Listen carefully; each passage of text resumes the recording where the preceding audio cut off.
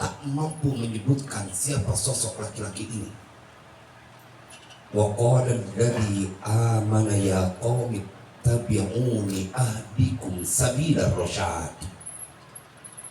Allah yang bercerita dan berkata seorang laki-laki yang beriman di depan Fir'aun dan semua bala tentaranya, dia berdiri tegak dan berkata, wahai kaumku, ikutilah aku, ahdikum sabila rasyad. Saya ingin membahas tentang miladnya sebelum nanti kita juga akan bahas tentang haulnya. Saya ingin memberikan sebuah motivasi yang ada di dalam Al-Quran bahwa jemaah yang hadir di sini adalah orang-orang yang melakukan sesuatu yang dilakukan oleh seorang lelaki yang diceritakan oleh Allah dalam Al-Quran. Dia berkata dengan tegas, ikutilah jalanku, aku akan berikan kepada engkau petunjuk jalan yang lurus. Apa ayat lanjutannya?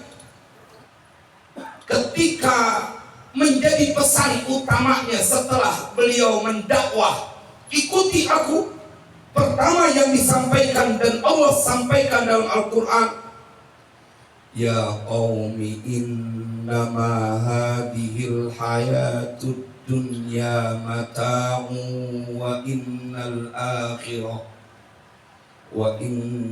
akhiratu hiya darul qarar. Dengan tegas dia berkata, wahai kaumku, ente kebangetan salah kalau capek urusan dunia tapi mengabaikan urusan akhirat. Dan mikir secara fisikly mereka duduk berlama-lama. Tetapi apa yang digambarkan sekelumit oleh Ustaz Ahmad, bila kau disingkapkan punya pandangan, maka kau akan kebingungan karena ruangan ini dipenuhi oleh para malaikat. Sampai ulama berkata, bila ada satu buah jarum yang terjatuh di mana majlis istighosah, majlis zikir, maka dia tidak akan terjatuh ke bumi kecuali harus mengenai sayap para malaikat. Saking nggak ada space, nggak ada jarak. Jemaah, dengan gagah dia berkata, wahai kaumku, sesungguhnya kehidupan dunia itu hanya kesenangan yang sebentar, dan kehidupan akhirat itulah rumah yang kekal. Itu yang sedang digelorakan di majlis istighosah. Kita tidak akan pernah membahas untuk urusan dunia karena otomatis dia akan masuk di dalamnya.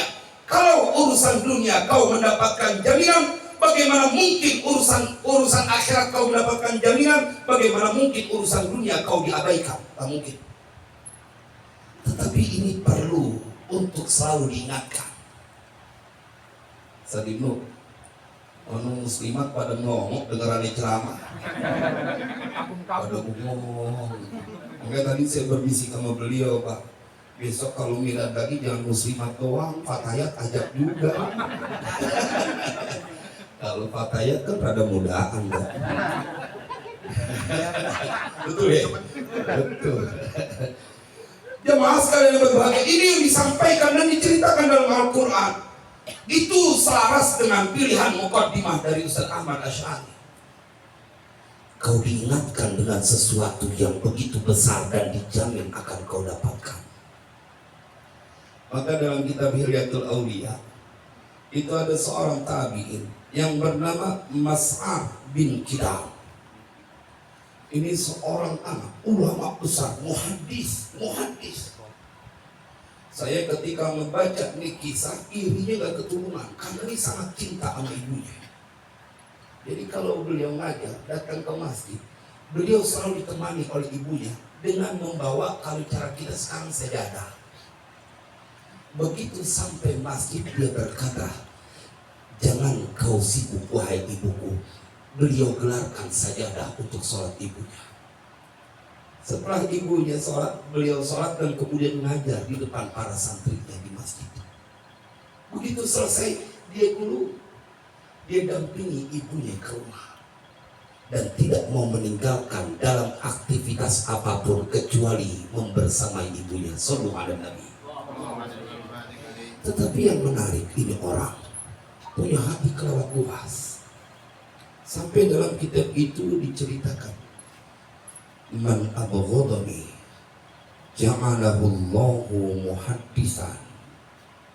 Ini orang hatinya luas. Siapa saja orang yang membenciku, maka aku doakan semoga Allah menjadikan dia sebagai ahli hadis.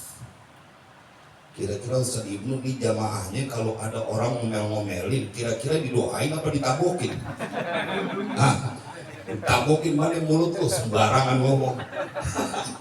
Ini Mas'ad bin Kilab, man abghadani ja'alahu Allahu muhaddisan.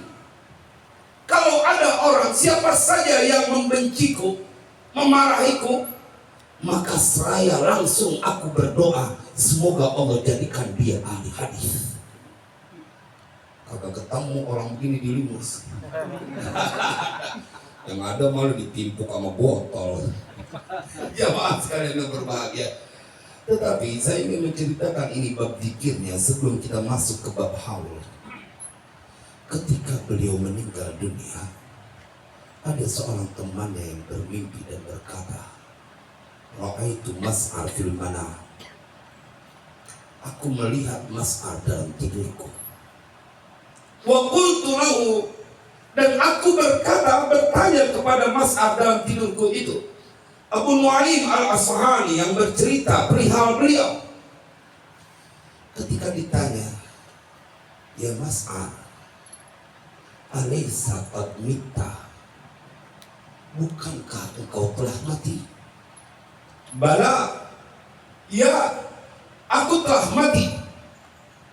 Kemudian ditanya penasaran, fa ayyul amali wajadta anfa'a, amalan apa yang kau dapati, yang kau kerjakan semasa hidup yang paling bermanfaat dalam kematianmu saat engkau telah mati? Apa jawaban Mas'ar bin Kilab? Qala zikrullah. Yang paling menyelamatkan, yang paling manfaat bagi diriku, amalan yang aku lakukan pada saat di dunia, karena aku hadir bergabung dengan majelis istighosah pimpinan Ustaz Ibnu Zainuddin.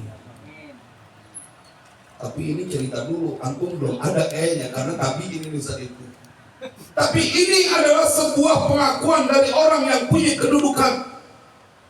Yang paling manfaat setelah kematiannya, zikir yang mereka ucapkan pada saat mereka hidup menghantarkan mereka kepada sebuah kebahagiaan dalam masa penantian hari kebangkitan, memperoleh kebahagiaan yang kekal. Sallallahu alaihi Nabi.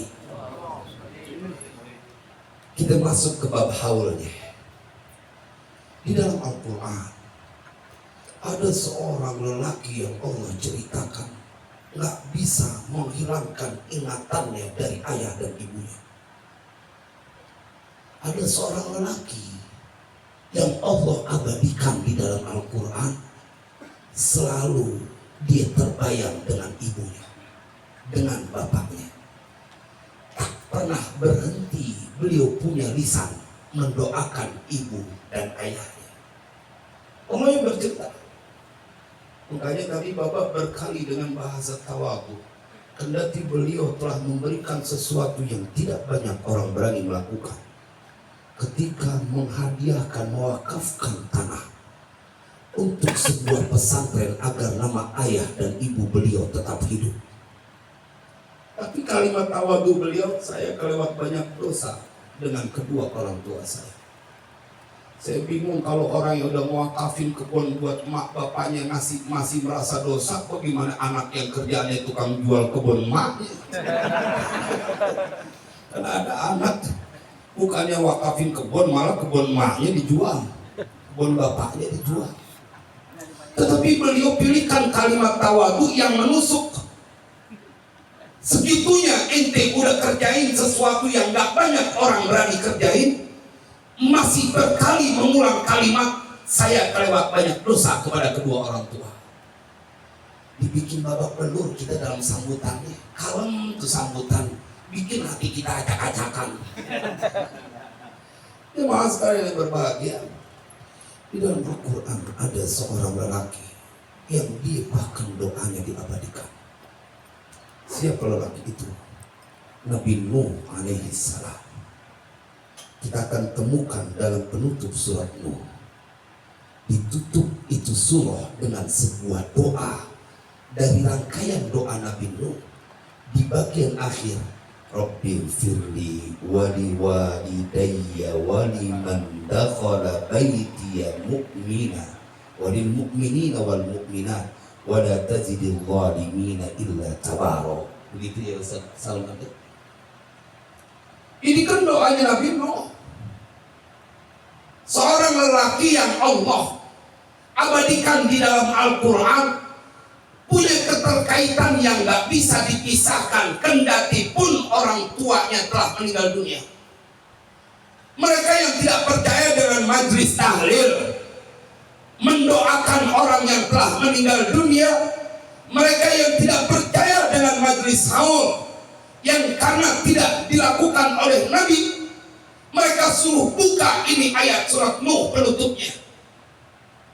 Ketika Nabi Nuh mendoakan bukan hanya buat ayah dan ibunya, waliman dakhala baitiya mu'mina walil mu'minina wal mu'minat. Kalau mereka bisa baca kitab tafsir, mereka ya, jangan Ustaz Ahmad. Kalau Ustaz Ahmad mah ampun kita.